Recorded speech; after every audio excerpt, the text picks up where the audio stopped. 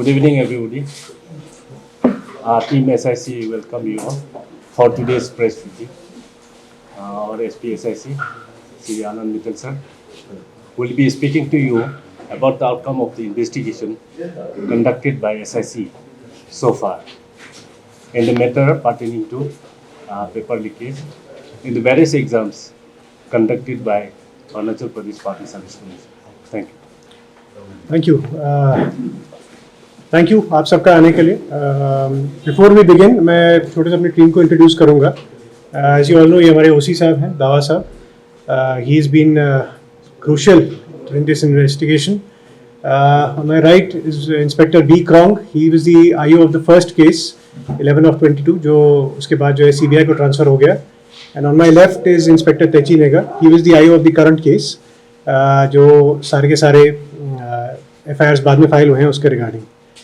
तो एक छोटा सा बैकग्राउंड से शुरू करते हैं. जैसे कि आप सब लोग जानते हैं कि अगस्त एंड में सिविल मेंस पेपर जो है उसके बारे में लीक होने की खबर आई. उसके ऊपर 10 सितंबर 2022 को कैपिटल पुलिस ने केस रजिस्टर किया और उसके बेसिस पे उन्होंने अखिलेश यादव, थॉमस गादुक, तान्यांग गादुक, तामा सरो, तकत जयराम जो कि डेप्यूटी कंट्रोलर ऑफ एग्जाम्स और डेप्यूटी सेक्रेटरी हैं Arunachal Pradesh public service commission में, और दिलीप साहा, इन सबको अरेस्ट किया. 26 सितंबर 2022 को ये केस हमको एसआईसी को ट्रांसफ़र हुआ. हम लोगों ने फर्दर इन्वेस्टिगेशन करते हुए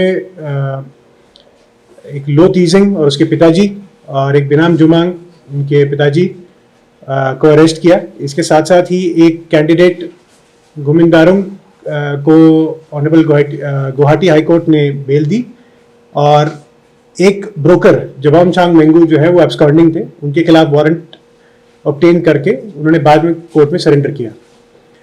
26 अक्टूबर 2022 को ये पहला केस 11/22 सीबीआई को ट्रांसफ़र हुआ और सेंट्रल ब्यूरो ऑफ इन्वेस्टिगेशन ने अपनी इन्वेस्टिगेशन पूरी करते हुए 9 दिसंबर 2022 को इस केस में पहली अपनी चार्जशीट जो है 8 इंडिविजुअल्स के खिलाफ कोर्ट में फाइल की. जब ये सब मामला चल रहा था और हमारे पास इन्वेस्टिगेशन के दौरान जब तकत जयराम कस्टडी में थे तो उनसे इंटेरोगेशन के दौरान हमें कई सारी लीड्स मिली जिसमें हमें ये लगा कि जो उससे पहले भी एपीपीएससी द्वारा एग्ज़ाम्स कंडक्ट कराए गए हैं उन सब में कुछ गड़बड़ी है और उनमें से कुछ एग्ज़ाम्स में शायद पेपर लीक हुआ है.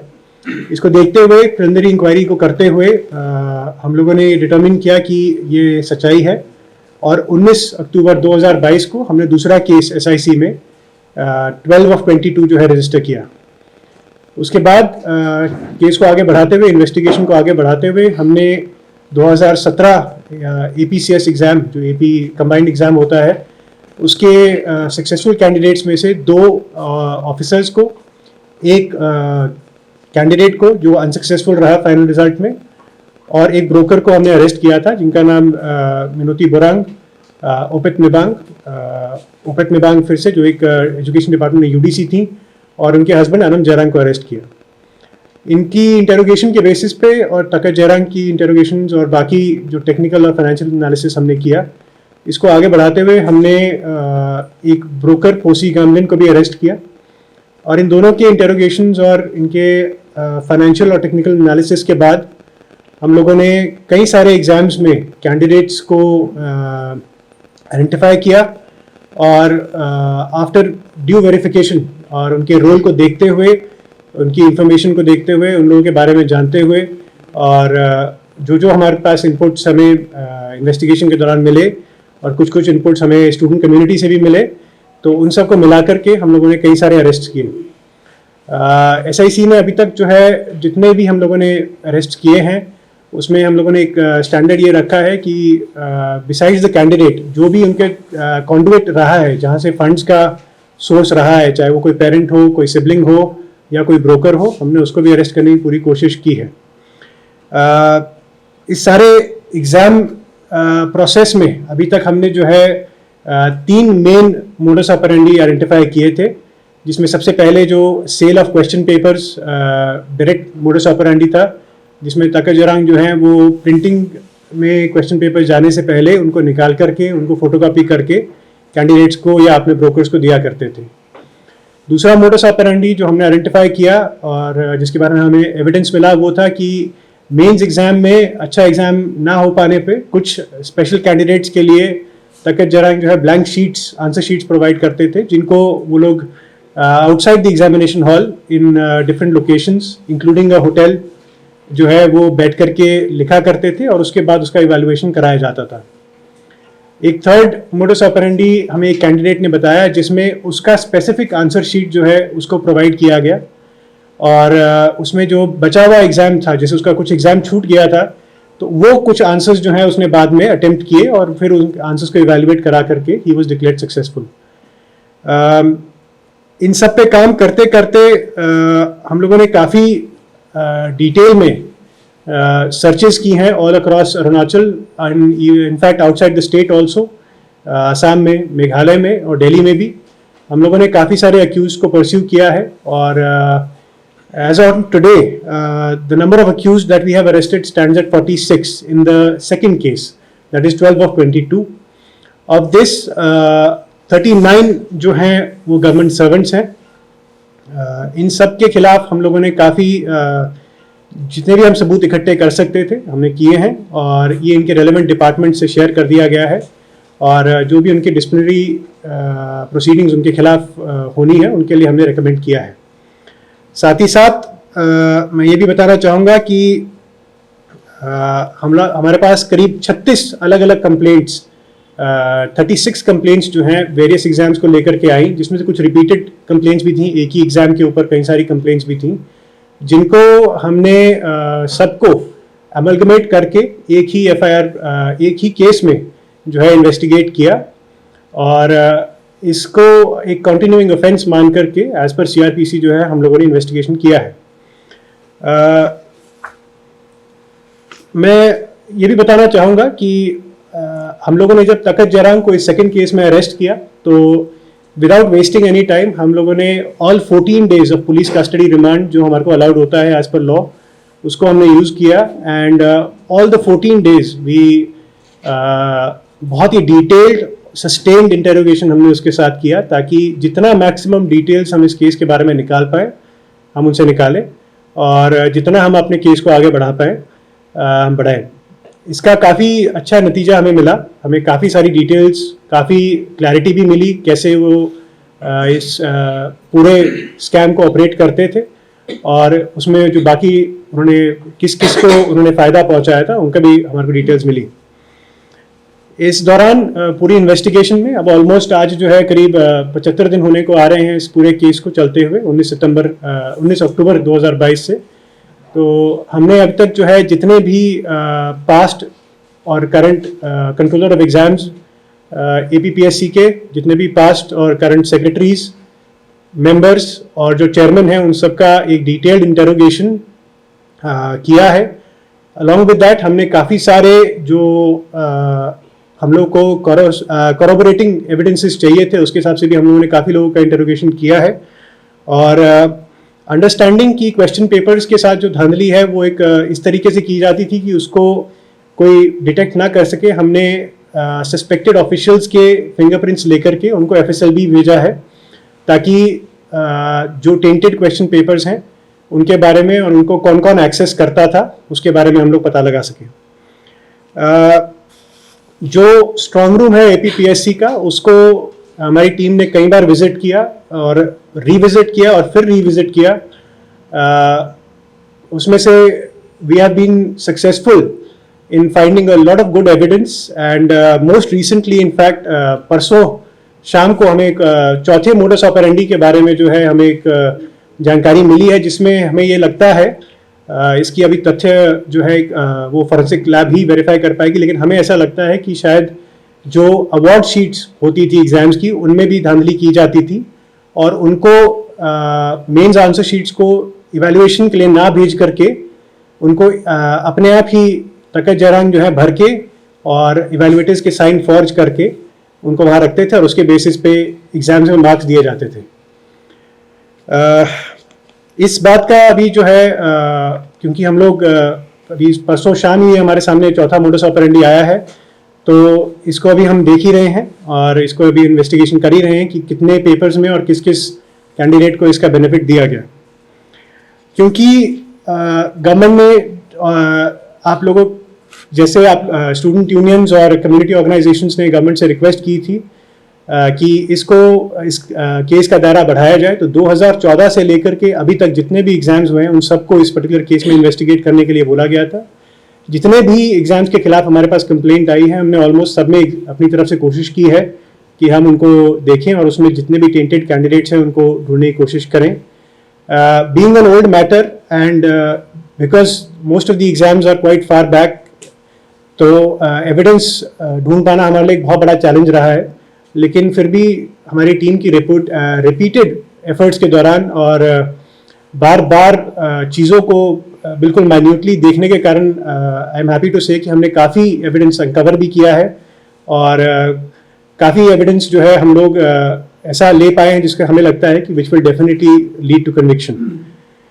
इसके साथ ही मैं ये कहना चाहूँगा कि ये देखते हुए कि तकत जरांग और जो उनके ब्रोकर्स थे जबोमचांग मेंगू, पोसी गामलिन, उपेत मिबांग और ओनम पर्टिन जो लेडी थी, उनके चारों के खिलाफ हमें जानकारी मिली कि उन्होंने जो है कई सारे लोगों से पैसे लिए और उनको जो है एग्ज़ाम पेपर्स मुहैया कराए।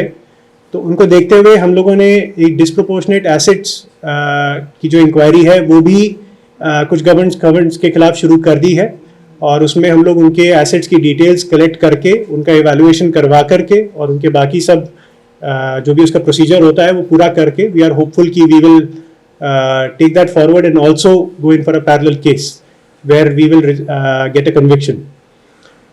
Some of the boards in different districts जो हैं वो बन चुके हैं, कुछ की रिपोर्ट भी हमारे पास आ गई है और कुछ की अभी रिपोर्ट जो है अवेटेड है। तो इसको एक पूरा क्यूमुलेटिवली लेकर के हम लोग कोशिश कर रहे हैं कि जल्दी से जल्दी हम इनके डिस्प्रोपोर्शनेट एसेट्स के खिलाफ भी जितना ज़्यादा एक्शन ले सकें वो करें। A challenge that we have been facing in this investigation is local beads, जिनको यहाँ पे तदौक कहा जाता है। हमारी जानकारी में ये आया कि कई सारे कैंडिडेट्स ने जो है अपने एग्ज़ाम पेपर्स के लिए तदौक जो है वो प्रोवाइड कराए, या तो ब्रोकर को या तकत जरांग को directly.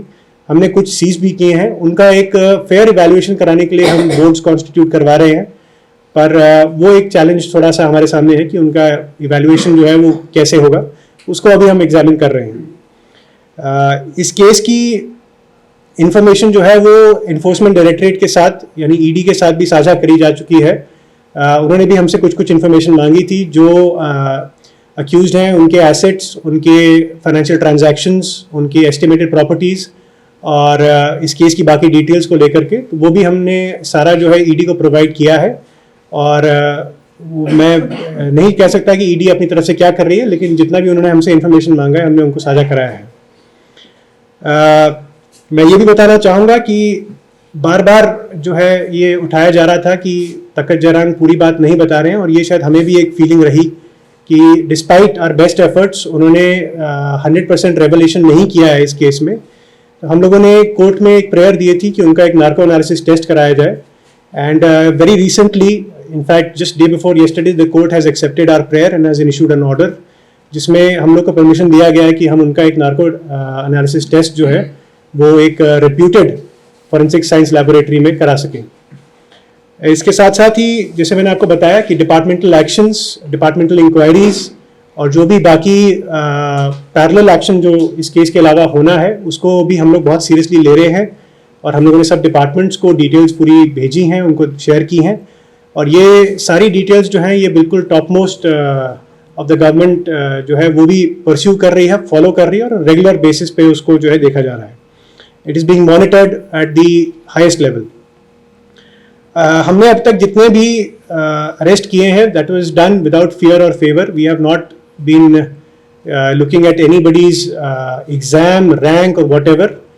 In fact I would also like to share कि आज ही इनफैक्ट कल रात को लेट नाइट हमने 6 ट्रेनी सब इंस्पेक्टर्स को जो है नेपा पुलिस एकेडमी जो कि शिलोंग में है स्थित, वहाँ से अरेस्ट किया है और उनको हम लेकर के आए हैं। उनको हमने आज कोर्ट के सामने प्रोड्यूस किया, और इसके साथ साथ ही एक एई जो कि 2016-17 में एग्ज़ाम में जो क्वालिफाई हुई थी, उनको भी हमने पासीघाट से अरेस्ट किया है और उनको हम जल्दी ही कोर्ट के सामने पेश करेंगे। इस केस में क्योंकि 19 अक्टूबर से ये केस चलता आ रहा है और हमने अपना फर्स्ट अरेस्ट 30 अक्टूबर को किया था, तब से अभी तक करीब 27 अलग अलग बेल एप्लीकेशंस जो हैं वो कोर्ट्स में फाइल हुई हैं, including the sessions court and the Guwahati High Court bench at Itanagar. We have fought every single one of them. We have vehemently opposed every single one of them, and we have been successful so far, including in the case of Ms. Minoti Burang, who was a lactating mother and was given special consideration. However, despite our best efforts, the Honorable Court felt that she should be let out on bail. All the others, whoever have been arrested in this case, remain either in police or in judicial custody as on date, and it is our sincere effort that we shall try and maintain it that way. इसके साथ ही मैं ये कहना चाहूँगा कि क्योंकि ये case काफ़ी पुराना था, तो हम लोगों को काफ़ी इसमें तकलीफ हुई इन्वेस्टिगेशन करते हुए, क्योंकि एक इंटरनल कमेटी के द्वारा जो है APPSC में, उसके द्वारा जो पुराने question papers, answer sheets, evaluation sheets और जो भी रिलेटेड डॉक्यूमेंट्स एक एग्ज़ाम के होते हैं, वो एक पर्टिकुलर समय से लेकर के एक पर्टिकुलर समय तक 2020 तक के ऑलमोस्ट जो है सारे के सारे वो वीड आउट कर दिए गए आफ्टर अ ड्यू प्रोसेस। उसमें उस प्रोसेस को भी हम लोग एग्जामिन कर रहे हैं कि उसका क्या लेजिटिमेसी है या नहीं है, और उसको भी हम लोग जो है ध्यान से देख रहे थे। उसके बाद हमने मैं ये भी बताना चाहूँगा कि जब 14 अक्टूबर को कुछ स्टूडेंट यूनियंस और ऑर्गेनाइजेशंस की एक डिटेल्ड मीटिंग हुई गवर्नमेंट के ऑनरेबल CM साहब के साथ और बाकी फंक्शनरीज के साथ, तो उन्हें रिक्वेस्ट किया था कि केसेस को जो है CBI को ट्रांसफ़र किया जाए। तो the government had written to the CBI and I wish to tell you all that the CBI has accepted and has registered an FIR just today. The team shall be arriving tomorrow and they shall be taking over this case from tomorrow. And from our side, from the SIC, हम लोग ने जितना भी अब तक investigation किया है, जितना भी हम लोगों ने अब तक एविडेंसेस लिए हैं और जो भी हमारे पेपर रिकॉर्ड्स हैं और बाकी रिकॉर्ड्स हैं, उन सबको हम एक ड्यू प्रोसेस के थ्रू जो है CBI को ट्रांसफ़र कर देंगे। That is all from my side. अगर आप लोग कुछ सवाल पूछना चाहते तो भी। Sir, could you identify the name of arrested person, especially sub-inspector? I will be circulating a small press release just after this, but if you want, I will read them out. We have arrested 6 sub-inspectors. I will read out their names in no particular order. Mr. Jembang Garang, Mr. Kankeng Garu, Mr. Yon Talum, Mr. Kali Yomcha, Mr. Pakjum Gamlin, and Mr. Kalin Jarang. These are the 6 sub-inspectors that have been arrested. Srimati Neki Ratan, an AE of the PWD, has also been arrested by us. We will produce her before the Honorable Court shortly. And sir, as far as the prime accused Sakit Jiran is concerned, there was a speculation that his life may be under threat. And then how secure he is under your SIC protection? देखिए, he is not under SIC protection. He is under protection of the Honorable Court. He is now in judicial custody. तो उसमें जो है जो jail authorities हैं, they operate very closely under the supervision of the Honorable Court, and it is their responsibility to ensure that nothing happens to them. Understanding the ramifications of this course, ये जो case है इसको समझते हुए हमने भी jail authorities को अपनी तरफ से एक बार बताया है कि there is a threat to him and they have to be extra careful. But he is not under SIC custody, so I will not comment more on that. Sir, regarding sub-inspector case, like the 6 person you have arrested so far. जी. There was a like a speculation. This case was a litmus test for the police department, like SIC and the entire police department, because police personnel are involved. So far you have managed to arrested 6 persons.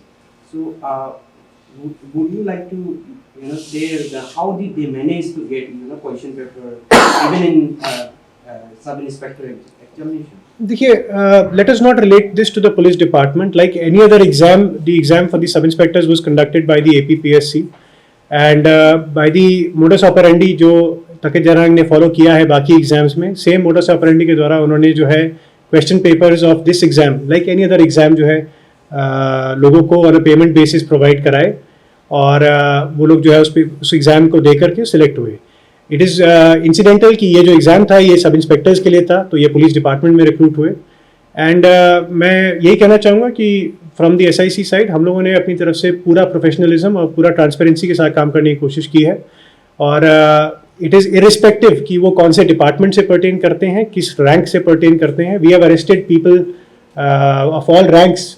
I think if you consider APCS, we have arrested a CO who was sitting CO. We have arrested a district food and civil supplies officer. We have arrested horticulture development officer. We have arrested JEs, AEs. We have arrested ADOs. We have arrested sub inspectors. So I don't think कि हमने कोई specific rank को छोड़ा है या किसी specific rank को ही पकड़ा है. Whatever information has come to us, whatever we have been able to get evidence and we have been sure कि इसमें एक arrest बनता है. So we have definitely arrested. Mr. Mittal, Ji. SPSIC, I have one question for you. As Ji. per the analysis made on the report of APPAC fiasco, only the buyers have been arrested so far. There is no investigation or arrest of sellers. The kingpin, what I mean to say. So allegedly, very less sellers have been arrested so far. So further, what can we expect more from maybe SIC or the CBI who is going to probe into this matter from tomorrow onwards? देखिए मैं इतना ही कहना चाहूँगा कि sellers के ऊपर ऐसा नहीं है हमने कार्रवाई नहीं की. अगर सेलर्स के ऊपर कार्रवाई नहीं की होती तो हम लोग जो ब्रोकर्स जिनको हम कह रहे हैं जो कि पोसी गामलिन, ओपित निबांग, जबाम चांग मेंगू और ओनम पर्टिन जिनको हम चारों को ब्रोकर्स मांग रहे हैं और जो है इनको हम अरेस्ट नहीं करते. हमने इनको अरेस्ट कर रहा है और इसी बेसिस पे किया है कि हमें जानकारी मिली कि इन लोगों ने आगे क्वेश्चन पेपर्स बेचे हैं. और अगर हमारे को किसी और पर्टिकुलर ब्रोकर के बारे में जानकारी मिलती तो हम उसको भी डेफिनेटली अरेस्ट करते. जितने भी हमारे पास इंफॉर्मेशन आई, एविडेंस आए, उसके बेसिस पे हमने अरेस्ट किए. There has not been a particular targeting at the any particular receiver or any particular buyers. See, it is an immaterial fact कि उसने बेचा कि उसने खरीदा. They have both done something which is wrong, which is against the law, and our job has been to find those people. तो अब number of buyers has been more, तो we will obviously arrest more buyers. रही बात कि क्या बोल रहे हैं वो ठीक है. तो गवर्नमेंट ने जो CBI को अभी लिख दिया है कि they have to take over the case from SIC. जी. तो हम जैसे आप बता रहे थे CBI is coming tomorrow and they will take over the charge of the case. Ji. In spite of that, उसके बावजूद क्योंकि SIC हमारा स्टेट का एजेंसी है और अभी तक जो लोगों का जो एक्सपेक्टेशन आप लोगों से, आप लोग बहुत अच्छा परफॉर्मेंस कर रहे हैं, व्हाट पीपल आर सेइंग. तो इसके बावजूद भी क्या आप लोग फिर भी, क्योंकि आप अभी नार्को टेस्ट का जब बात कर रहे हैं ताकि जरांग को करना है क्योंकि is not cooperating with your investigation, तो CBI जब कल से टेक ओवर करेगा तो क्या इसके बावजूद भी आप लोग इन्वेस्टिगेशन करेंगे क्या? देखिए, इन्वेस्टिगेशन जो है हम लोग इसके बाद नहीं करेंगे. ये इन्वेस्टिगेशन पूरा का पूरा एज इट इज जो है वो अब CBI के पास जाएगा. They will investigate any and all aspects of this case, including जो अब तक हमने इन्वेस्टिगेशन की है उसमें कोई भी अगर लीड, जैसे अभी हमने आपको बताया कि चौथा मॉडस ऑपरेंडी हमारे पास सामने आया है, उसको अभी तक हम लोग पूरा इन्वेस्टिगेट नहीं कर पाए हैं क्यों अभी तक हमने शुरू किया है.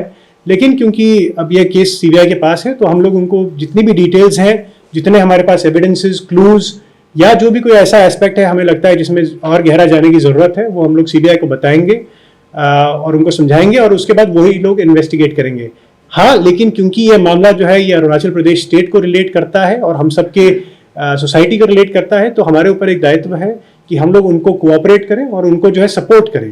तो वो SIC करता रहेगा जब तक CBI को कोई भी ज़रूरत होगी कि उनको कुछ इन्फॉर्मेशन चाहिए होगी या उनको कुछ स्पेसिफिकली कोई डॉक्यूमेंट या किसी का कोई कोऑपरेशन चाहिए होगा तो SIC will cooperate, that is for sure. So we have heard that recent SI exam में 30 lakh पैसा was charged for each paper. So उसमें आप can you give us any input? देखिए, मैं उस पर अभी इसलिए नहीं कह पाऊंगा because we have just arrested them और अभी हमने उनको कोर्ट के सामने प्रोड्यूस करके उनका रिमांड लिया ही है, तो we have not been able to interrogate them in detail. तो कितने में पेपर बिका, कितने में नहीं बिका, उस पर अभी कह पाना जो है थोड़ा सा समय लगेगा. सर मैं एक सवाल, जैसे कि जो आपका जो इन्वेस्टिगेशन हुआ है ये जो कहीं ना कहीं जाके ताकि जरांग प्रति सीमित हुआ है, क्या ताकि जरा को छोड़ के आपको वही ऐसा कोई एंगल नहीं मिला कि ये उससे उसका ऊपर लेवल में जो कोई अफसर है, कोई जैसे बिग हेड है, उनका हाथ हो सकता है, ऐसा कोई एंगल आपको अभी तक नहीं मिला? देखिए, हमने अपनी तरफ से पूरी कोशिश की है, जितना भी हमने इंटेरोगेशन किया तके जरंग से, और जितने भी हमारे पास बाकी हम कहीं से भी जानकारी जुटा सकते थे, हमने जुटाने की कोशिश की है कि क्या इसमें कोई और ऑफिशियल चाहे छोटा चाहे बड़ा APPSC के रिलेटेड इन्वॉल्व है। अभी तक हमारे सामने कोई ऐसा तथ्य नहीं आया है, और हमने तके जरंग से भी काफ़ी बार इस बात पे जो है बातचीत की है। उसने भी अब तक हमें कोई ऐसी बात नहीं बताई है, किसी का नाम नहीं लिया है।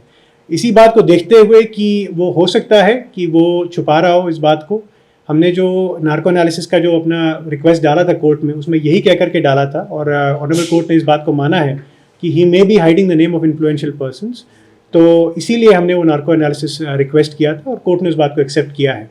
जब नार्को एनालिसिस होगा उसमें किसी का नाम आ सकता है, नहीं भी आ सकता है, लेकिन अभी तक हमारे सामने कोई ऐसा तथ्य नहीं आया है। Sir, can you give us any update on the audio clip that was mentioned in the initial case? आप लोगों को मोबाइल दिया था, मोबाइल सीज किया था आपने, तो उसमें ऑडियो क्लिप था, केचुपुरु सर ने प्रेस कॉन्फ्रेंस में बोला था। मैम, आई थिंक ये बहुत पहले की बात है। जो स्टार्टिंग में ऑडियो क्लिप जो ओरिजिनल कंप्लेनेंट थे ग्यावार पादा, उनकी जो कॉन्वर्सेशन थी उसको लेकर के, तो उसके बेसिस पे तो केस रजिस्टर हो गया था ma'am. I don't think there is any other further point to be raised in that, जो आप कहना चाहते हैं।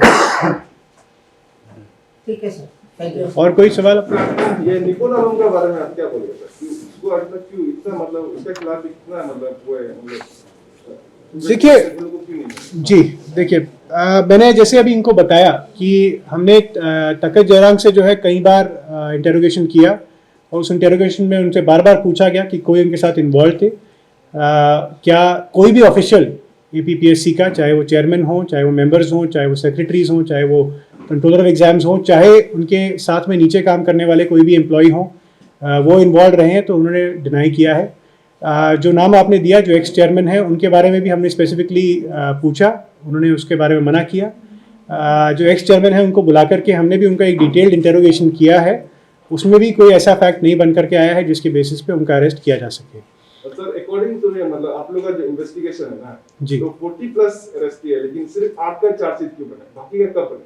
देखिए CBI ने 8 का चार्जशीट बनाया। आप समझिए, देयर आर 2 केसेस। नहीं, क्योंकि सर देखिए मैंडेटरी पीरियड 90 डेज का होता है, तो वो तो ज्यादा एक्सीड हो जाने, फिर उन लोगों को मतलब वो हिसाब से मतलब बेल मिल जाएगा, तो वो लोग तो फ्री हो जाएगा।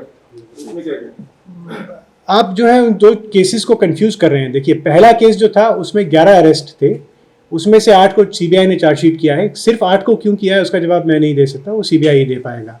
रही बात जो दूसरा केस जो SIC के पास था, इसमें हम लोगों ने आज की डेट में 46 अरेस्ट किए हैं, और हम लोगों ने अपनी चार्जशीट बनानी शुरू भी कर दी थी, और हम लोग अपनी चार्जशीट जो है ड्यू टाइम के हिसाब से हम लोग अपनी कोर्ट में सबमिट भी करने वाले थे।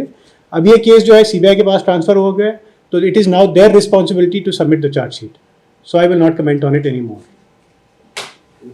ठीक, थैंक यू।